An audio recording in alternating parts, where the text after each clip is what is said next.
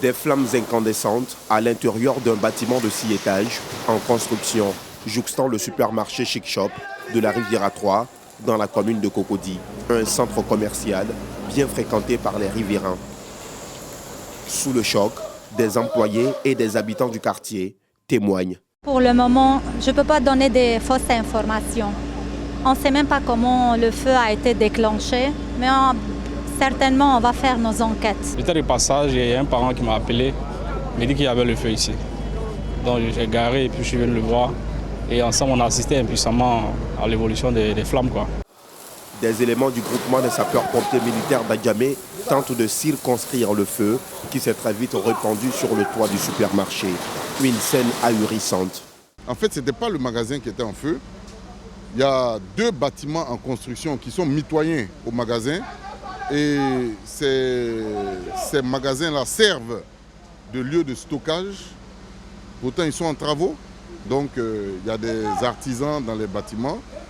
Un feu s'est déclaré au 4e étage du bâtiment en construction. Le bâtiment en construction est totalement inaccessible par les engins parce qu'il est entouré de bâtiments, de baraques, et il n'y a aucune voie d'accès. Donc le feu commençait à menacer le magasin lui-même. Nous sommes entrés dans le magasin pour le protéger de l'intérieur. Malheureusement, tous les équipements qui doivent être installés dans le magasin ont été désactivés, c'est-à-dire les robinets d'incendie armés, le système de sécurité incendie ont été désactivés pendant les travaux.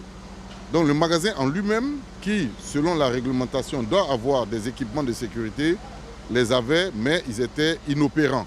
L'on n'enregistre aucune perte en vie humaine. Cependant, d'importants dégâts matériels dans le bâtiment attenant au supermarché. Le pire a été évité, mais les opérations de reconnaissance des secours sont en cours afin de protéger les riverains. Dans le monde, 3 milliards de personnes n'ont pas les moyens de s'offrir une alimentation saine et équilibrée. En Côte d'Ivoire, 70% des enfants sont anémiés à cause de la mauvaise alimentation.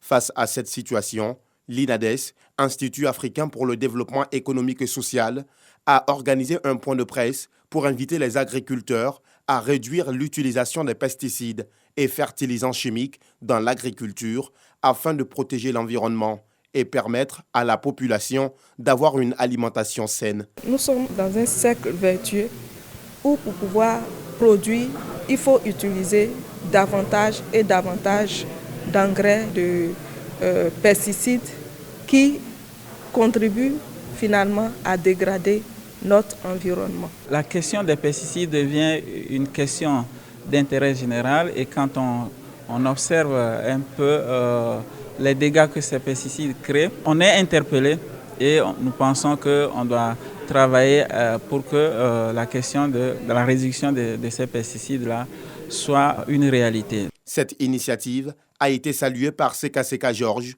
agriculteur formé par l'INADES Formation. J'ai apprécié cette initiative, le fait que ça fait au moins la promotion, ça nous permet en tant qu'agriculteurs de mieux échanger, de mieux approfondir un peu nos connaissances. Et donc c'est préférable que cela soit vraiment, je ne peux pas dire que ça soit fait chaque fin d'année, mais au moins que cela se répète de temps en temps pour mieux découvrir ce que nous faisons. Créé depuis 1975, INADES Formation œuvre à la promotion sociale et économique des populations avec un accent particulier sur le monde rural. Des kits scolaires composés d'ensembles géométriques, des sacs et des cahiers ont été remis aux élèves du département de Mbato. Une cérémonie de reconnaissance initiée par l'ONG Bokamin qui vise à récompenser les meilleurs élèves du département. Je suis heureuse d'avoir ce prix. Je dis merci à l'ONG Bokamin. Je dédie ce prix aussi à mes parents, à mon répétiteur, aux enseignants de l'EPV, la maternelle résidentielle. J'invite mes amis à travailler comme moi. L'ONG Bokamin veut, à travers ses dons de kits scolaires d'une valeur de 3 millions de francs CFA, emmener les élèves à s'intéresser aux études et surtout aider les parents à bien encadrer leurs enfants. Ce geste encourage les élèves, nos enfants à mieux travailler. je veux saisir de cette occasion pour dire que l'école enseigne, l'école apporte la connaissance. Mais nous les parents, nous devons faire le relais de cette connaissance à la maison. Et puis aussi, comme on appelle, apporter l'éducation qu'il faut pour que nos enfants puissent réussir dans leurs études. Nous sommes à notre 4e action.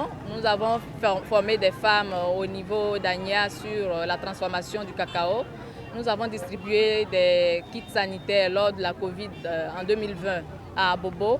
Nous avons travaillé aux côtés de certaines ONG dans l'humanitaire, dans la distribution de kits alimentaires. Et aujourd'hui, nous sommes dans le département de Mbato avec le festival culturel et de développement de ce département. L'ONG Bokame existe depuis 2 ans. Elle a déjà posé plusieurs actions à travers le pays. Bokame signifie en langue Agni, aide-moi. Ouagadougou, la capitale du Burkina Faso, accueille jusqu'au 23 octobre prochain les amateurs du cinéma à l'occasion du FESPACO, le festival panafricain du cinéma et de la télévision de Ouagadougou, un rendez-vous qu'attendent depuis des mois les Burkinabés. Comme d'habitude, comme à chaque truc FESPACO, voilà, j'irai avec ma famille. Naturellement, j'irai faire un tour là-bas, voilà, comme d'habitude, avec la famille, voilà, avec madame et les enfants. Bon, moi personnellement, je vais aller regarder, participer et puis prendre un pot avec des amis.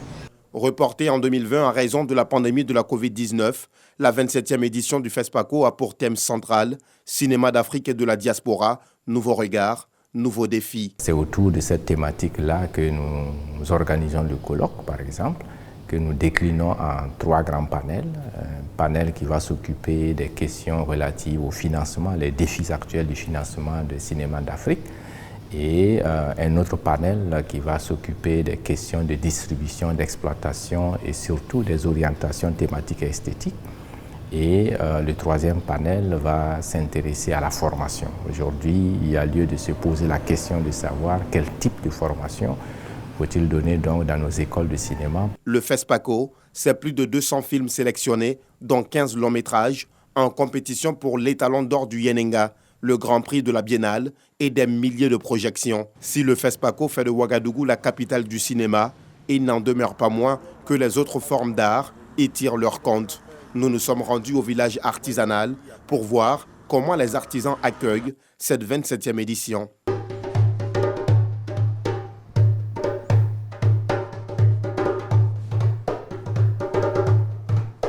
Exposer nos produits, avoir des contacts et puis il y a le marché aussi. C'est une vitrine du cinéma et en même temps une vitrine de l'art en général africain. Donc c'est l'occasion où il y a des croisades avec les cinéastes, ainsi de suite. Et moi, en tant qu'artiste peintre, nous participons beaucoup souvent à des thèmes cinématographiques, ainsi de suite. Donc c'est la bienvenue. Les éditions du FESPACO, ces dernières années, sont marquées par les Celebrities Days, le rendez-vous de grandes figures du cinéma africain et mondial. L'initiatrice, l'actrice Georgette Paré, nous annonce les grandes couleurs. Il n'y a pas que les célébrités au Burkina. Voilà, donc les célébrités des autres pays, des autres cinématographies, des autres formes d'art visuel ou voilà, des autres formes d'art artistique. Toutes ces célébrités-là, pendant le FESPACO, ils viennent, qu'ils soient du cinéma ou pas. Voilà, donc le FESPACO, il est panafricain, mais il est aussi mondial. Cette année, parmi 1132 inscriptions, seuls 239 films issus de 50 pays ont été sélectionnés par un comité de 8 professionnels du cinéma et de l'audiovisuel, dont 3 femmes. La 27e édition du Festival panafricain du cinéma et de la télévision de Ouagadougou marque la reprise officielle de l'action culturelle au Burkina Faso. Cette édition du FESPACO est perçue ici, dans la capitale burkinabé, comme le symbole de la résilience des populations face au Covid-19.